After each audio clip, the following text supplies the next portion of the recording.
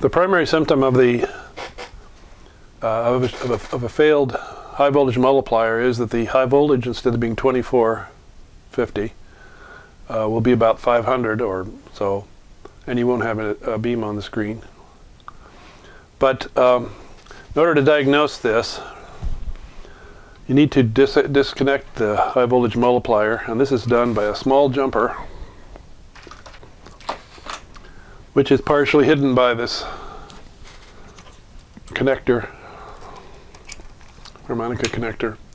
But it's a small, it's a little 0 ohm white bodied ceramic resistor. And that's the ground connection for the high voltage multiplier. So opening that up disconnects high voltage multiplier, should allow the high voltage, the 2400 volts, minus 2400, to go back to normal. Then you may even get a beam on the screen, but it won't be the correct deflection size, because the extra high voltage from the multiplier in conjunction with the expansion mesh magnifies the image. But to get to the high voltage multiplier requires you to remove the vertical board, the two vertical boards, the preamp board and the vertical mode switch board. And those two, the procedure for doing that is shown in our volume 2 of 468 repair. So the first 18 minutes is devoted to getting the vertical off, and I'm not going to repeat that here. Okay, I have removed the vertical boards, the preamp board and the vertical mode board, and this is the shield behind which is the high voltage transformer and the high voltage multiplier. And I remove the shield by taking 2 screws off.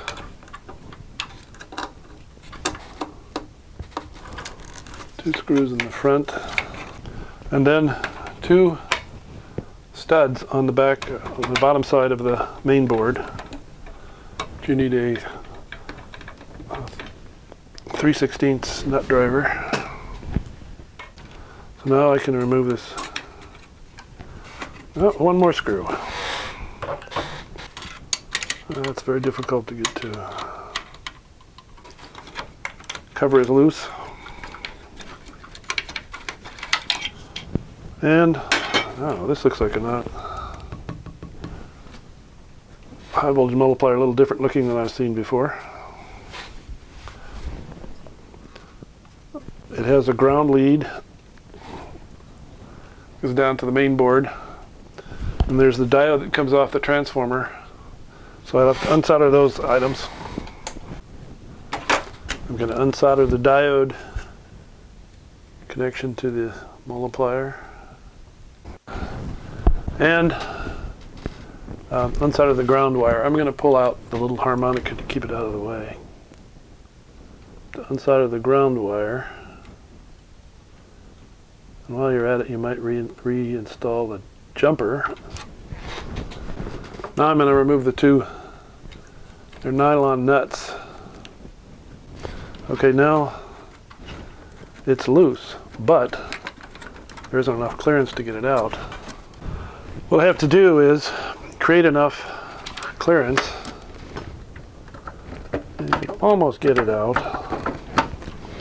And to do that, I have to loosen the main board a bit.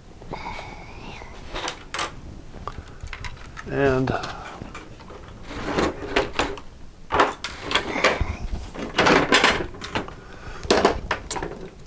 I can do that by removing these 2 studs.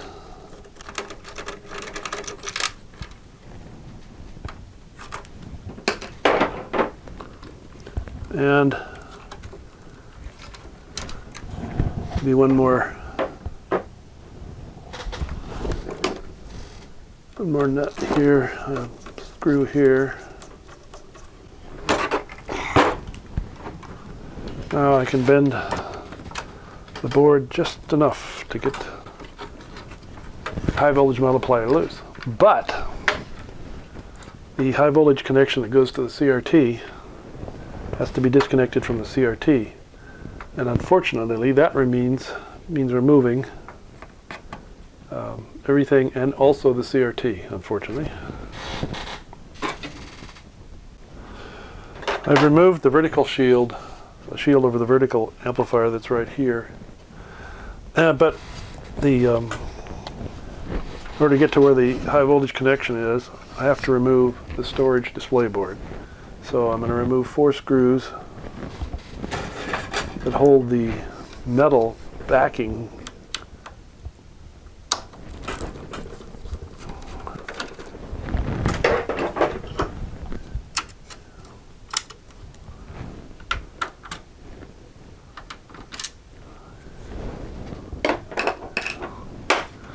And I don't have to pull all the cables out, but these 4 cables, and by the way, they go 1, 2, 3, 4 in terms of colors, although they're also marked, color codes marked on the board.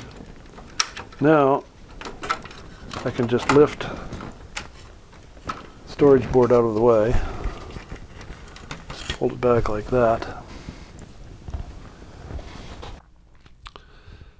The high voltage wire from the multiplier goes from the left side of the instrument underneath the CRT shield, neck shield, to a connector where the CRT, high voltage lead from the CRT is plugged in. But the only way to remove the high voltage lead from the multiplier is to remove the CRT shield, which requires removing the CRT first. Okay, I pulled the connector. This is the wire that goes to the CRT. I pulled it out of the connector from the multiplier, and when you do that, be careful where you let it go, because there could be a charge on the CRT. Now, can you negotiate the connector out? And unfortunately not, because the space between the delay line and the CRT shield is not big enough. So we're going to have to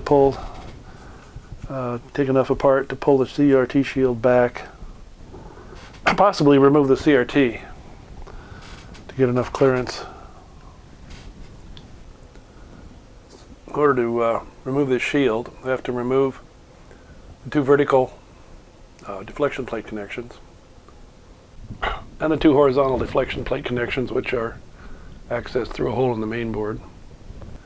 I've removed the bustle up to its test position. This is shown, the procedure for this is in our video on the repairing the switching, the storage power supply. Now in the back, well, there's a CRT cover. I need to remove the CRT cover with 2 screws. And now I need to remove the socket from the CRT. It's dark black because of the black dust that's accumulated from the high voltage static, high voltage. Now I'm going to need to slide the CRT out from the front. Now first, to remove the CRT, I need to remove the 4 screws at the corners of the bezel.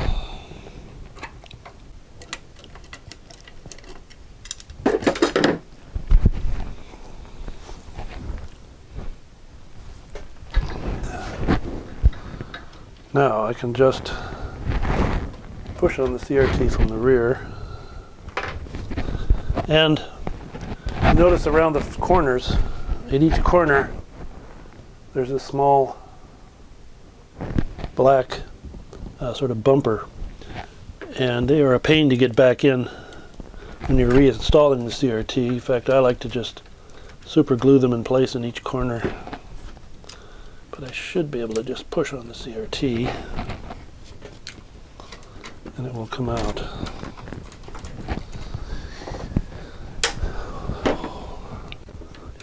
Another one of those bumpers.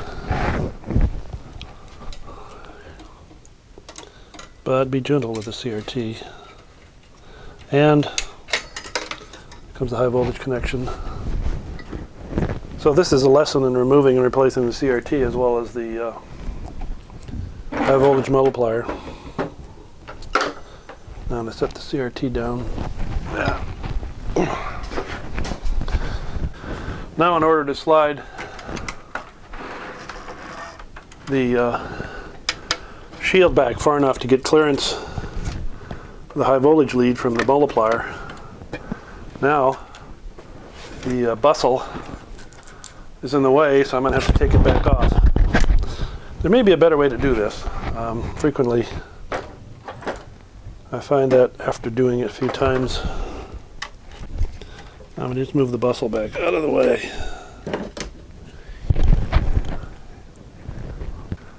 The metal shield is supposed to be held back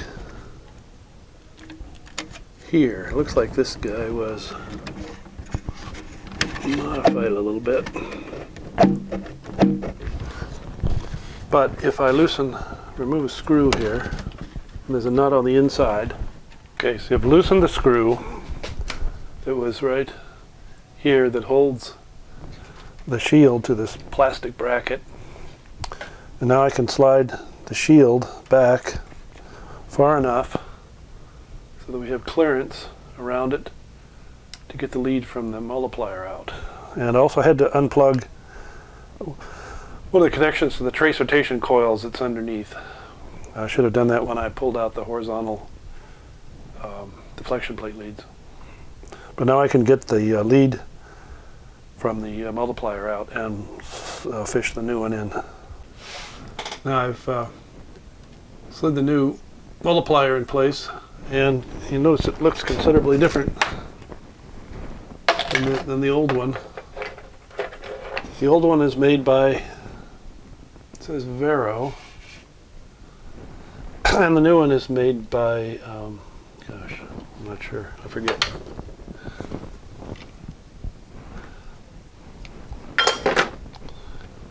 And I've fished the connector through, the wire through, and snapped it back in the holder. Now I can reinstall the CRT. Okay, the next step is to move the shield back into place and line up the mounting hole, the hole in the bracket.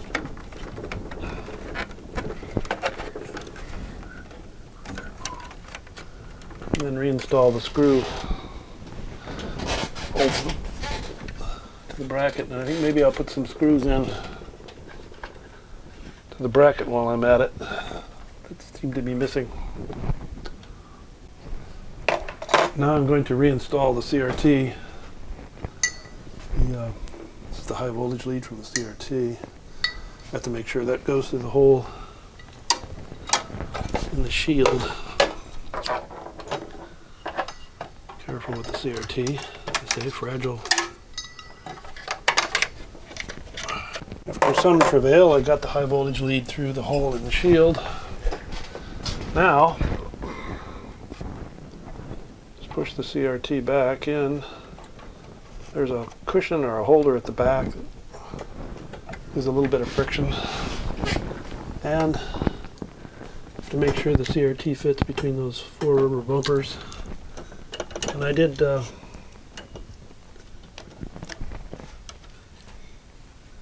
super glue the bumpers on. About that. Okay, now the CRT's back in place. I can reconnect. While I'm on this side, I'll reconnect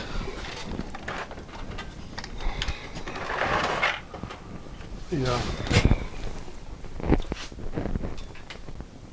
I don't want to forget to plug the high voltage lead back into the CRT high voltage lead back into the lead from the multiplier. You notice my hands are black from all the black dust that accumulates. Okay.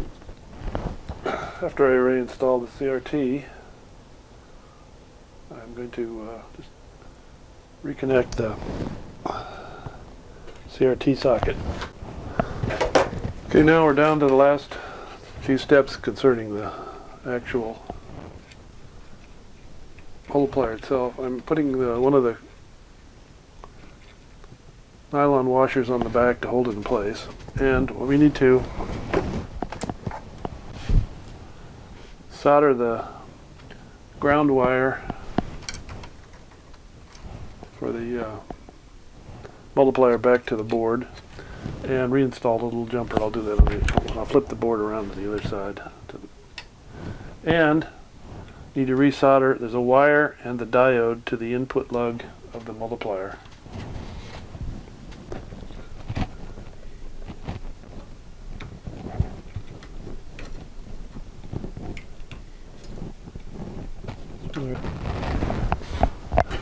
This lead, actually I had to loosen it to get some slack to move the shield. This is the connection to the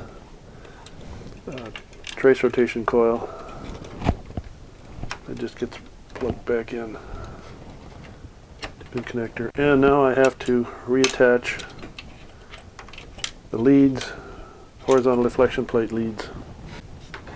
Now I'm going to install the second. Reinstall these nuts, tighten them with a 3/8 inch nut driver, not too tight. And now I'm going to resolder the jumper. I can reinstall this little harmonica. Now I have a few studs and screws to put back in. Studs here and here and a screw there, ones that I use to flex the board. Okay, I'm installing studs here.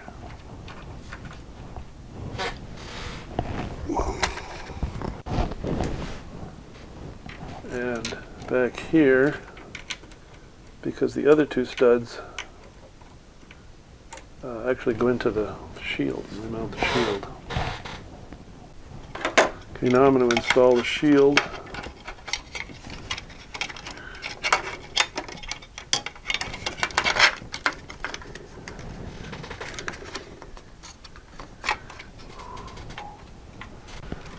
There's two screws, screw here, screw there, and a screw really hard to get behind there, plus the two studs to hold it in. Okay, the shield is now in place and secure. All that remains is to reinstall the vertical boards, and that's in our volume 2 video. But before I do that, I'm going to test the vertical attenuators on the bench. Last thing I want to do is go through all the trouble of reinstalling the vertical boards and then find out there's a problem with the attenuators.